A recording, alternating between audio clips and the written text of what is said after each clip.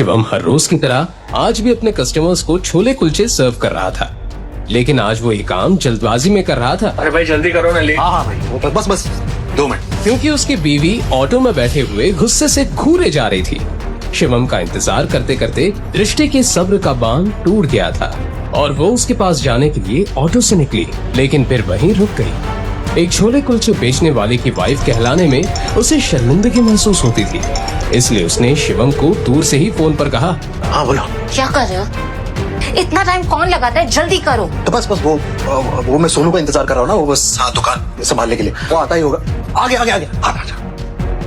जल्दी आ।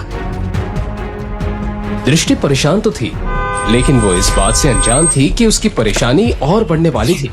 कार से सूट पहने एक रिच हैंडसम लड़का बाहर निकला, जिसे देखकर दृष्टि चौंक गई। दृष्टि, तुम यहाँ? अभय, तुम यहाँ क्या कर रहे हो? चले। ओ, तो ये है तुम्हारा सड़क पर ठेला लगाकर छोले कुलचे बेचने वाला पति। मुझे ना तुम पर बहुत दया है। कहाँ तुम अरबपतियों के खानदान नारंग्स की बेटी थी। जब तुम सड़क पे निकलती थी तो लोग तुम्हारे लिए रोड साफ किया करते थे, और आज देखो तुम इस सड़क छाप ठेले वाले का हाथ पकड़ के चल रही हो। बोल लिया तुमने? और कहाँ भाग गए थे तुम आज से 2 साल पहले? मैं भागा नहीं था, मैं अपने करियर के लिए यूएस गया था। ये बात तुम बहुत अच्छे से जानती थी कि मैं तुमसे बहुत प्यार करता था। दरअसल अभय दृष्टि का एक्स बॉयफ्रेंड है, जो उसे कॉलेज के दिनों में बेहद प्यार करता था। लेकिन तुमसे इंतजार नहीं हुआ, मेरे जाते ही तुमने इससे शादी कर ली। अभय की यूएस जाने के कुछ दिनों बाद उसे पता चला कि दृष्टि ने छोले कुलचे का ठेला चलाने वाले शिवम से शादी कर ली है। उस दिन से दृष्टि के लिए उसका प्यार नफरत में बदल गया। अरे मेरा रिप्लेसमेंट कम से कम मेरे टक्कर का तो देखती है। छोड़ो ये सब। तुमने ये नहीं पूछा कि मैं यहाँ इंडिया में अब क्या कर रहा हूँ? नहीं पूछ, क्योंकि मैं जानना ही नहीं चाहती। तुम्हें जानना चाहिए, क्योंकि मैं ये चाहता हूँ। हाथ छोड़ो मुझे। ये देखकर दृष्टि के साथ खड़े उसके पति शिवम का खून खौल उठा। मेरे बीवी का हाथ छोड़, तू लेकर बात कर। अब तू मुझे बताएगा कि मुझे क्या करना है? तू 2 कौड़ी के ठेले वाला, तुझे पता है मैं कौन हूँ? अभय कपूर। ग्लोबल पैराडाइज का नाम सुना तुम दोनों ने? एशिया की नंबर 1 मल्टीनेशनल कंपनी, मैं उसका एमडी यानी मैनेजिंग डायरेक्टर। क्या हुआ? झटका लगा? सोच रही हो ना कि काश 2 साल और इंतजार कर लिया होता तो इस ठेले वाले के साथ घूमना नहीं पड़ता। बकवास बंद करो अभय। तुम्हें पता भी है इन 2 सालों में मेरे साथ क्या हुआ है?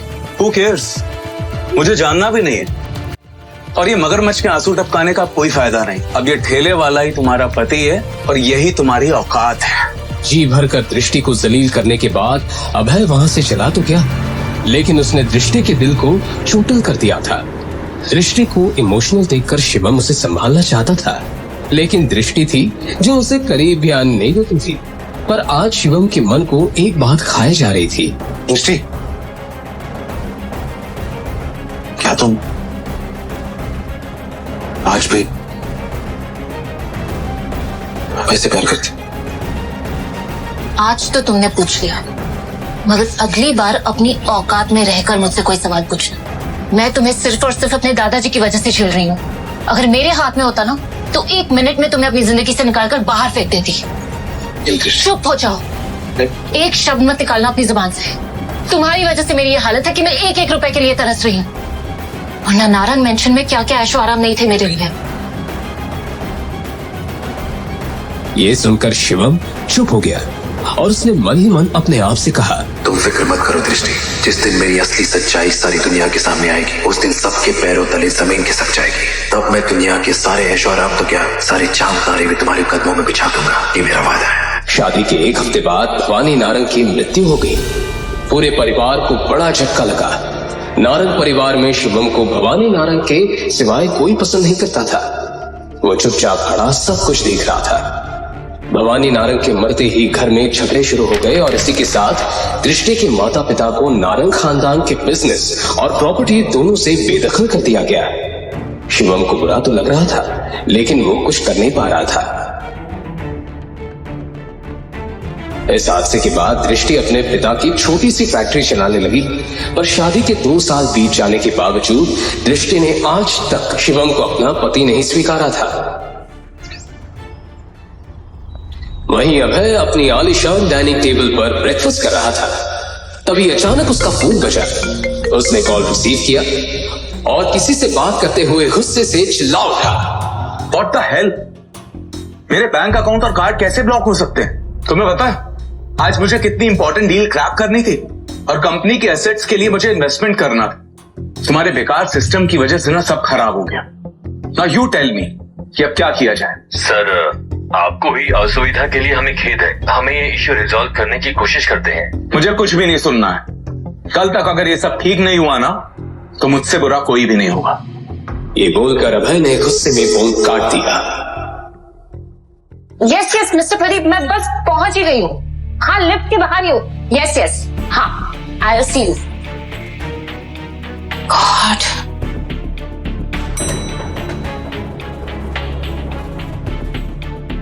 ऋषि तुम इतनी सुबह सुबह मेरी सोसाइटी में? कहीं पुरानी मोहब्बत फिर से जिंदा तो नहीं हो गई? बकवास बंद करो। मैं यहाँ अपने काम के सिलसिले में किसी से मिलने आई, और तुम्हें इससे क्या मतलब? मुझे तुम्हारे मुंह नहीं लगना, प्लीज। अब इतना गुस्सा किस काम का? अब आई गई हो तो ऊपर चलो और खुद अपनी आंखों से देखो कि तुमने क्या खोया है। मुझे छोड़ के मुझे नहीं देखना। अरे चलो दृष्टि, मैं तुम्हें अपना आलीशान फ्लैट दिखाता हूँ। चलो चलो चलो। क्या? अरे नहीं देखना। मिस्टर अभय,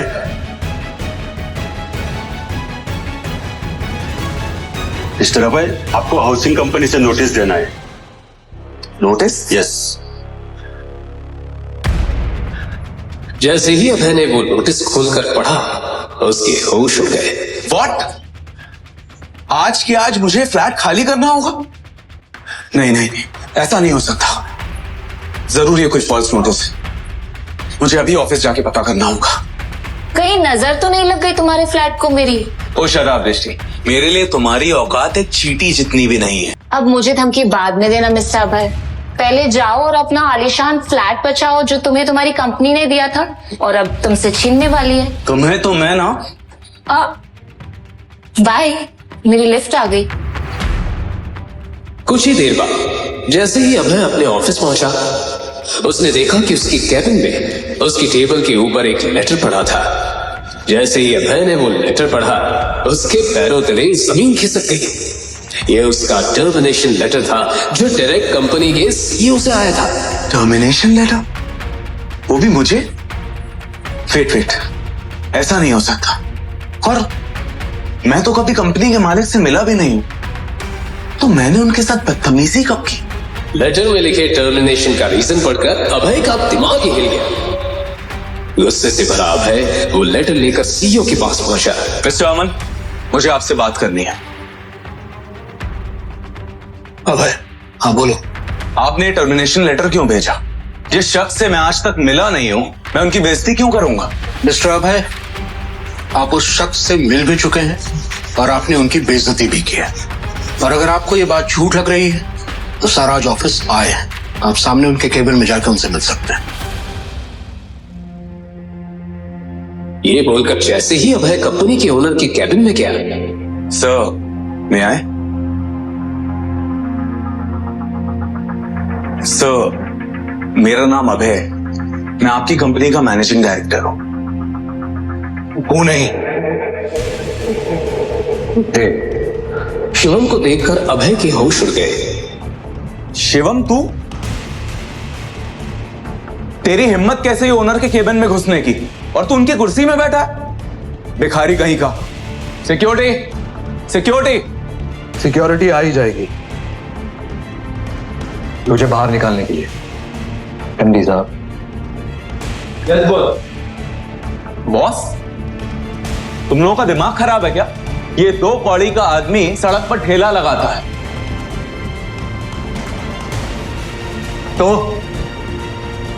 ठेला लगाता भी हूं और इस ऑफिस को चलाता भी हूं, और इन दोनों के लिए टैलेंट चाहिए जो तुझ में नहीं। सिक्योरिटी, इसे बाहर निकालो और आज के बाद ऑफिस के आसपास दिखाई नहीं देना चाहिए ये। Get out. Sir sir sir sir sir please मुझे माफ कर दीजिए सर, प्लीज एक मिनट प्लीज सर प्लीज मुझे माफ कर दीजिए, मुझसे बहुत बड़ी गलती हो गई, मुझे नहीं पता था आप कौन है सर। सर प्लीज मुझे माफ कर दीजिए, मैं आपके पैर पड़ता हूं सर। सर प्लीज मुझे माफ कर दीजिए।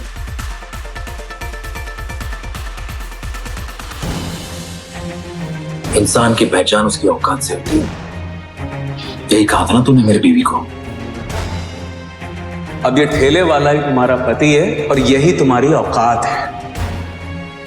कैसे माफ कर तुझे? एक काम कर, उठ और फौरन मेरी बीवी से जाके माफी मांग, उसके पैरों में गिर। ठीक है सर, मैं उनसे माफी मांग लेता हूं। और सुन, अगर आज के बाद मेरी बीवी के आसपास भी नजर आए तो तेरा ऐसा हाल करूंगा कि तेरे आने वाले 7 पुश्ते भी तेरी शक्ल पहचान नहीं पाएंगे, समझा?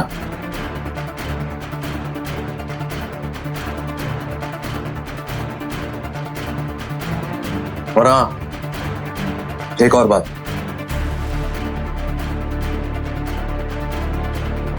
जॉब चाहिए ही है, चाहिए तो अपना मुंह बंद रखना। जो कुछ भी हुआ यहां, जो कुछ भी तूने सुना या देखा, ये बात मेरी बीवी तक नहीं पहुंचनी चाहिए, कभी भी नहीं। क्यों शिवम दृष्टि से छुपा रहा था अपना इतना बड़ा सच? लेकिन अभय ही अकेला नहीं था जिसे शिवम ने इस कदर सबक सिखाया था।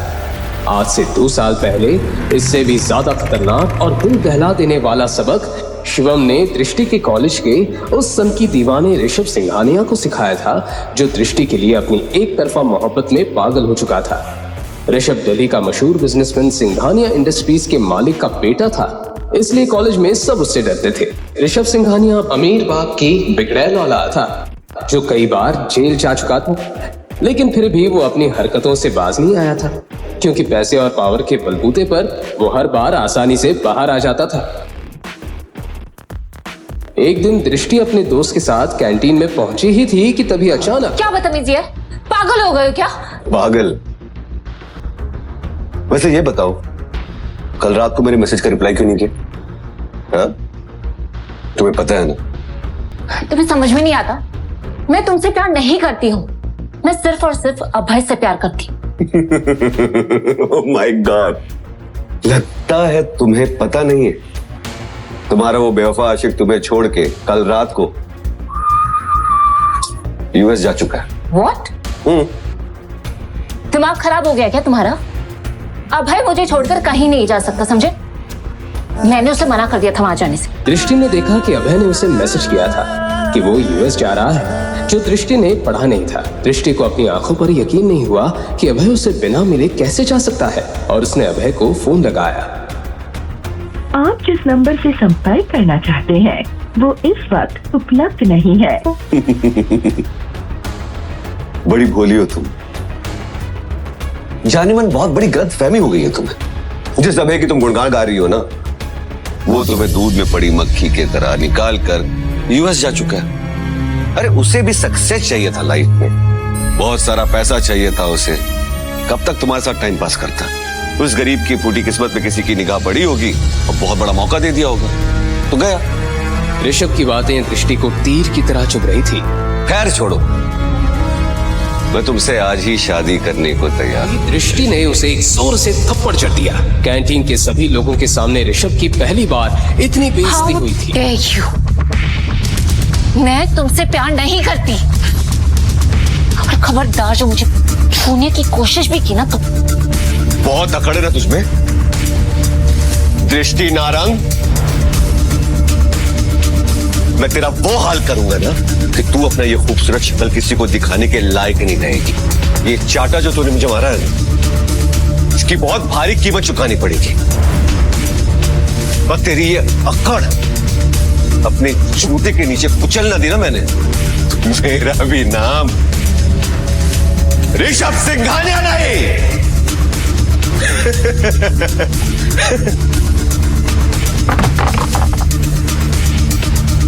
कैंटीन में सन्नाटा फैल गया था, क्योंकि वहां मौजूद हर शख्स ये जानता था कि ऋषभ अब शांत बैठने वाला नहीं था।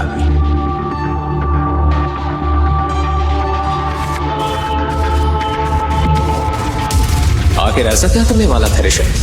क्या ऋषभ दृष्टि के खिलाफ कोई षड्यंत्र रचने वाला था?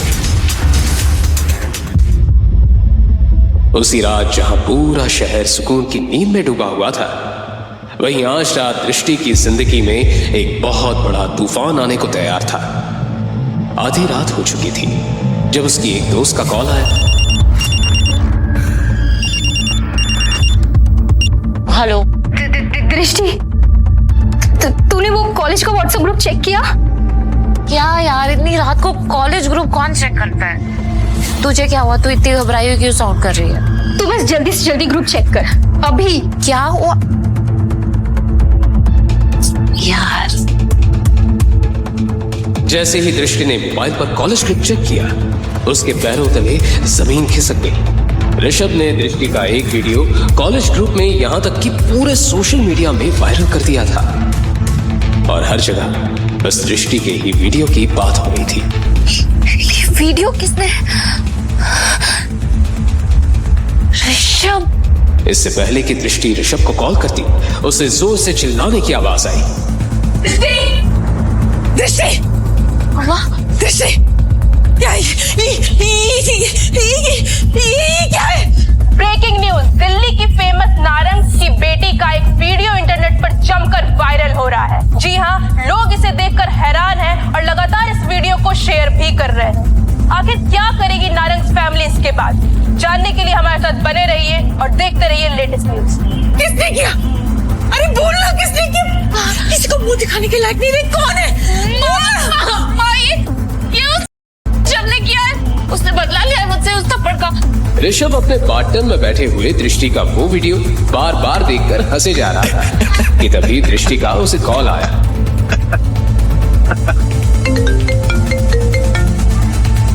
ऋषभ, तुमने क्या किया ये कॉलेज ग्रुप पे?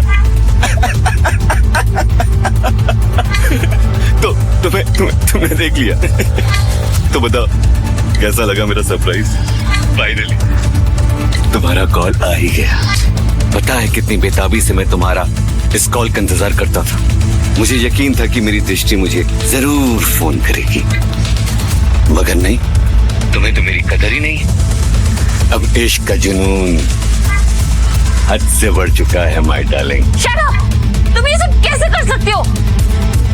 मैं ऋषभ सिंघानिया, मैं वो सब कुछ कर सकता हूँ जो तुम कभी सोच भी नहीं सकती। अभी वक्त है, शादी कर लो मुझसे। लिसन, तुम अगर दुनिया के आखिरी लड़के भी होगे ना, तो भी मैं तुमसे शादी कभी नहीं करूंगी। दृष्टि की ये बात सुनकर ऋषभ जोर जोर से हंसने लगा। वहीं दूसरी तरफ उसकी मां का रो रो कर बुरा हाल हो रहा था।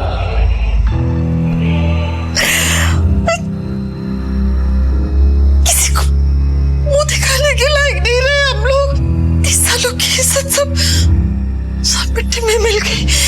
क्या करेंगे? कल तक तो पूरा शहर देख लेगा ये वीडियो। कैसे संभालेंगे? जिस बात का दृष्टि की मां को डर था वही हुआ। अगली सुबह फोन की घंटियों से नारंग परिवार की शुरुआत हुई। देखिए, आप पहले मेरी बात सुन लीजिए। शर्मा जी यकीन मानिए, फेक वीडियो। ऐसा कुछ नहीं है मिसेस वर्मा, ऐसा कुछ नहीं है। Hello Mrs Verma. दृष्टि को लगने लगा था कि उसने पूरे परिवार की इज्जत मिट्टी में मिला दी थी। पूरे दिल्ली में नारंग परिवार की थू-थू होना शुरू हो गई थी।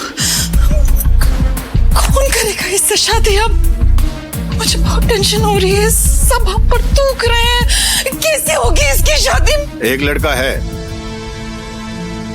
हाँ एक लड़का है जो अभी भी दृष्टि से शादी करना चाहता है। दृष्टि के दादाजी भवानी नारंग की ये बात सुनकर सब चौंक गए। शिवम, वो लड़का जैसे ही अंदर आया, सब उसे घूर घूर कर देखने लगे। दिखने में बिल्कुल साधारण से उस लड़के ने ढंग के कपड़े भी नहीं पहने थे। उसको देखकर कोई भी अंदाजा लगा सकता था कि वो एक गरीब लड़का है। ये शिवम है, दृष्टि से शादी करने के लिए तैयार है। लेकिन पिताजी, ये लड़का है कौन? क्या करता है? किस खानदान से है ये? तुम्हारी बेटी के साथ जो कुछ भी हुआ उसके बाद भी इस लड़के से इसके खानदान के बारे में पूछ रही हो? शिवम अनाथ है और छोले कुलचे बेचता है। हाँ, गरीब जरूर है लेकिन मेहनती और ईमानदार लड़का है। मुझे सिर्फ उम्मीद ही नहीं, पूरा भरोसा है कि जिंदगी भर दृष्टि को खुश रखेगा। भवानी नारंग की बात सुनकर वहां पर मौजूद हर एक शख्स के चेहरे पर पारा बच गया। किसी को यकीन नहीं हो रहा था कि भवानी नारंग अपनी लाडली पोती की शादी एक साधारण से गरीब छोले कुलचे बेचने वाले लड़के से करवा रहे हैं। मगर बदले में किसी की सवाल करने की हिम्मत नहीं हुई, क्योंकि फिलहाल जो हालात थे उसमें दृष्टि की शादी होनी सचमुच मुश्किल थी। लेकिन दादू मैं एक ठेला लगाने वाले से कैसे शादी कर सकती हूँ? माँ प्लीज आप एक बार मुझे ऋषभ से बात करने दीजिए। आई प्रॉमिस मैं सब ठीक कर दूंगी। क्यों ठीक कर दोगी तुम? कॉल किया था ना तुमने उसे? कुछ हुआ?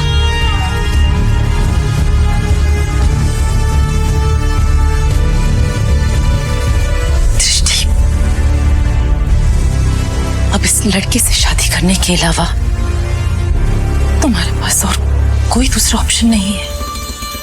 इन्हीं मजबूरियों के बीच नारंग परिवार ने अपनी बेटी की शादी आखिर एक गरीब लड़के से करा दी और दृष्टि को ना चाहते हुए भी शिवम को अपना पति बनाना पड़ा।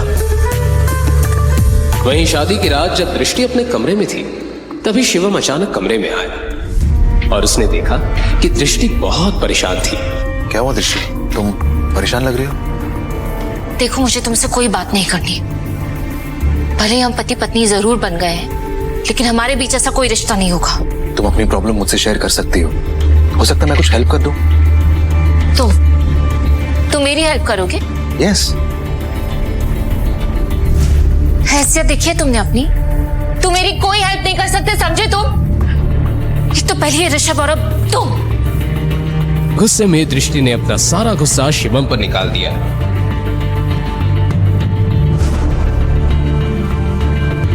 शिवम ने फोन उठाकर देखा तो वो हैरान हो गया, क्योंकि पूरे इंटरनेट में अभी भी दृष्टि का वो वीडियो वायरल हो रहा था। फिर उसके बाद जो हुआ वो कोई सोच भी नहीं सकता।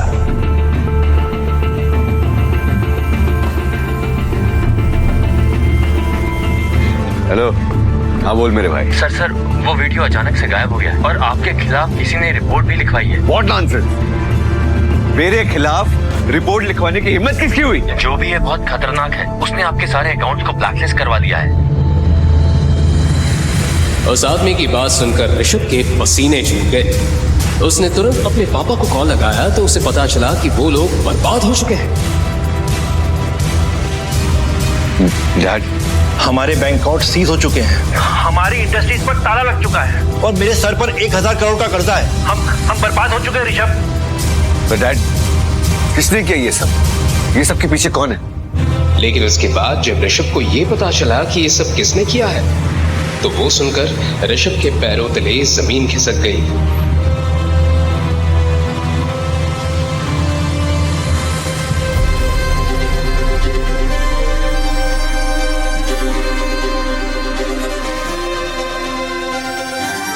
वहीं दूसरी तरफ दृष्टि ने जैसे ही अपना फोन उठाकर देखा तो उसे पता चला कि उसका वायरल वीडियो पूरे इंटरनेट से गायब हो चुका है। लेकिन ये सब किया किसने? इससे पहले कि दृष्टि इस बात का पता लगाने की कोशिश करती, अचानक डोरबेल बजी। उसने दरवाजा खोलकर देखा तो सामने ऋषभ खड़ा था। ऋषभ, तुम यहाँ क्या कर रहे हो? देखो, अब और तमाशा क्रिएट करने की कोई जरूरत नहीं है। तुम पहले ही मेरी जिंदगी में तमाशा क्रिएट कर चुके हो और अगर यहाँ किसी ने तुम्हें देख लिया ना तो प्लीज। आई एम सॉरी दृष्टि, आई एम सॉरी। मुझे नहीं पता था कि वो लड़का इतना पावरफुल है। मैं तुम्हारे सामने हाथ जोड़ के माफी मांगता हूँ। प्लीज मुझे माफ कर दो। तुम क्या बोल रहे हो? मुझे कुछ समझ में नहीं आ रहा। तुम्हारा वाला वीडियो ना इंटरनेट से हट गया, लेकिन साथ ही साथ मैं भी बर्बाद हो गई। मेरी पूरी की पूरी फैमिली सड़क पे आ गई है।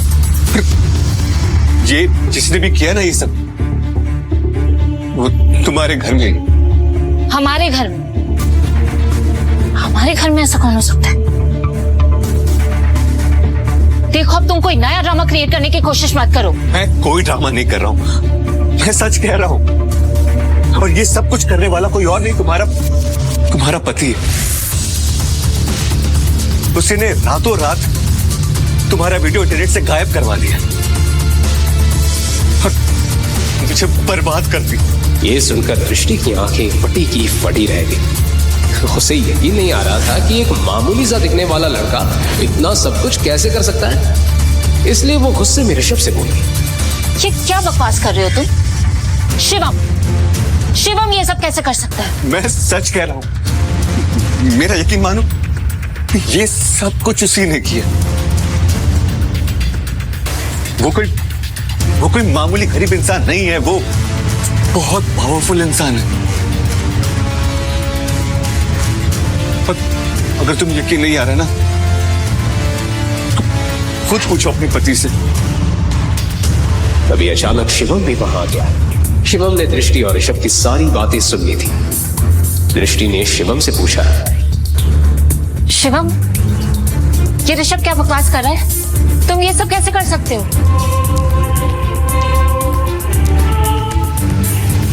लेकिन बदले में शिवम ने कोई जवाब नहीं दिया और उसके चेहरे पर एक हल्की सी मुस्कुराहट फैल गई।